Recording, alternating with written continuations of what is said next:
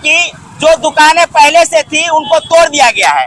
अब तोड़ने के बाद की क्या स्थिति बनेगी उसके संदर्भ में जैसा हमें जानकारी प्राप्त हो रही है कि ये मामला जो है किसी और ठेकेदार के डीड में था और जब ठेकेदार बदले हैं उसके बाद जो है दुकानदारों को आश्वस्त किए हैं कि हम नए तरीका से नए सिरे से दुकान बना कर देंगे और उन दुकानदारों को वहीं पे स्थापित करेंगे।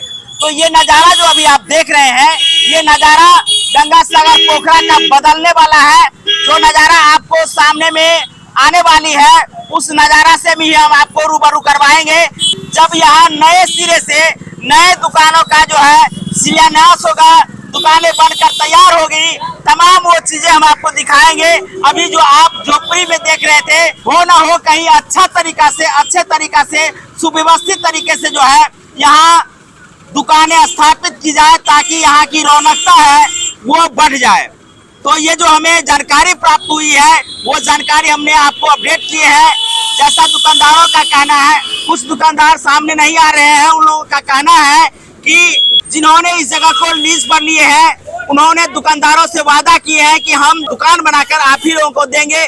तो जो दुकानदार है उन्होंने विरोध भी नहीं किया है जैसा कि आप यहाँ देख सकते हैं।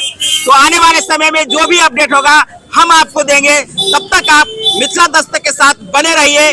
नए सिरे से हम आपको दिखाएंगे कि गंगा सागर पोखरा के चारों तरफ कैसी स्थिति बनने वाली है।